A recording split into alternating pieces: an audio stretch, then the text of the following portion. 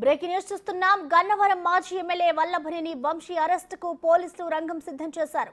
గన్నవరంలో టీడీపీ కార్యాలయంపై దాడి కేసులో 71వ ముద్దాయిగా వంశీ ఉన్నారు. ఇప్పటికే ఈ కేసులో 18 మందిని అరెస్ట్ చేశారు. దాడిలో వంశీ నేరుగా పాల్గొనకపోయినా ఎమ్మెల్యే హోదాలో ఆయన ప్రోద్బలంతోనే వైసీపీ శ్రేణులు విధ్వంసం సృష్టించాయనే ఆరోపణలున్నాయి.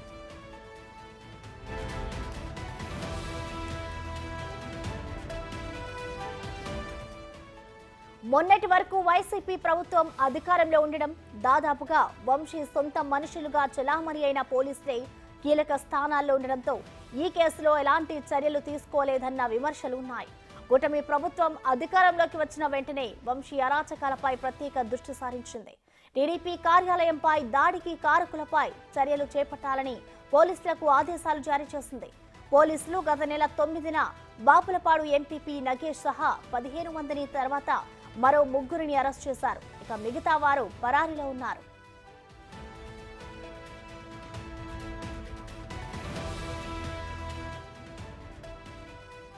అయితే పోలీసులు వంశీ సహా పలువురు కీలక నిందితుల్ని వదిలేశారంటూ టీడీపీ శ్రేణుల నుంచి విమర్శలు వెల్లువెత్తాయి. ఈ నేపథ్యంలో వంశీని అరెస్ట్ చేయాలని ఒత్తిడి పెరిగింది. జిల్లా ఎస్పీగా ఇటీవల బాధ్యతలు చేపట్టిన గంగాధరరావు ఈ వ్యవహారంపై ప్రత్యేక దృష్టి సారించారు. వంశీ కుటుంబం హైదరాబాద్లోనే నివసిస్తుండడం, ఎన్నికల ఫలితాల అనంతరం ఆయన కూడా అక్కడే ఉంటున్నట్లు తెలియడంతో పోలీసులు అరెస్టుకు కార్యాచరణ చేపట్టారు. 3 ప్రత్యేక బృందాలు హైదరాబాద్ వెళ్లాయి. అయితే వంశీ ఇప్పటికే అమెరికా వెళ్లిపోయి ఉంటారనే ప్రచారం జరుగుతోంది.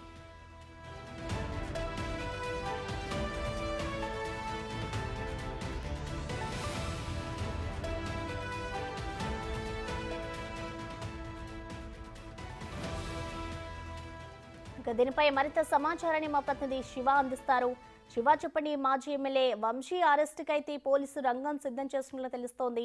ప్రజెంట్ వంశీ ఎక్కడున్నారు? అప్డేట్స్ ఏమైనా తెలుసాయి శివ?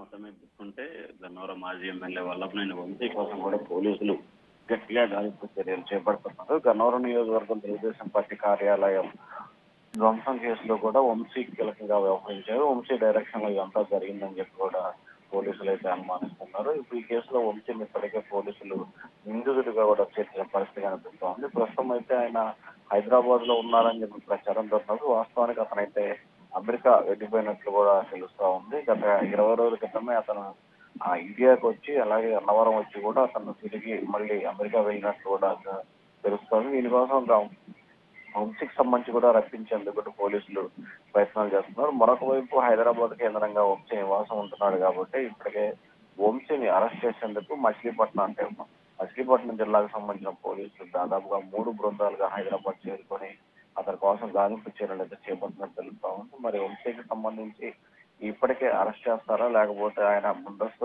బెయిల్ పిటిషన్ దాఖలు చేస్తారా అనేది విమర్శ ఉంది. మరొక వైపు ఇటీవల కాలంలో జరిగిన పరిణామాల తీరు పట్ల కూడా పోలీసుల అధికారుల వ్యవహార శైలిపై టీడీపీ నేత దేవస్థానాల అసంతృప్తి, ఆగ్రహంతో ఉన్న పరిస్థితి కనిపిస్తా ఉంది.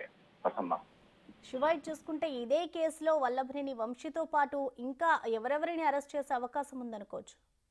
ఈ కేసులో ప్రధానంగా చూసుకుంటే వల్లభనేని వంశీ, కొడాలి నాని పేర్లు కూడా ఎవరైతే ఇటీవల వరకు అరెస్ట్ చేశారో వాళ్ళు విచారణ సమయంలో ఆ పేర్లు చెప్పినట్లు తెలుస్తూ ఉంది. అయితే అది చెప్పినది ఎంతవరకు నిజము, దాంట్లో వాస్తవం ఏంటి అనే దానికి సంబంధించి కూడా పోలీసులు లోతుగా దర్యాప్తు జరుపుతున్నారు. కానీ అరెస్ట్ అయిన నిందితుల్లో చాలా మంది వంశీతో పాటు కొడాలి నాని, పేర్నే నాని ఇరువురు పేర్లు కూడా చెప్పినట్లు తెలుస్తా ఉంది. అయితే వారిరువురు గన్నవరం నియోజకవర్గానికి ఏం సంబంధం, వారికి బాధ్యత లేనప్పుడు ఏ రకంగా వెళ్తారు అనే దానికి సంబంధించి కూడా పోలీసులు కొంత విచారణ అయితే చేపడతా ఉన్నారు. ప్రస్తుతానికి ఈ కేసుకు సంబంధించి దాదాపుగా ఇప్పటికే 25 మందిని తెలుగుదేశం పార్టీ కార్యాలయం గన్నవరం కార్యాలయానికి ఏదైతే ధ్వంసం చేసిన సంబంధించి దాదాపు 25 మంది వైసీపీ నేతల్ని, మాజీ ఎంపీపీని, జడ్పీడీలు కీలకమైన నేతలను కూడా అరెస్ట్ చేశారు. ఇంకా ఈ కేసులో మొత్తం 86 మంది నిందితులను అయితే గుర్తించారు. వీరందరినీ కూడా అరెస్ట్ చేసే అవకాశాలు కనిపిస్తా ఉన్నాయి.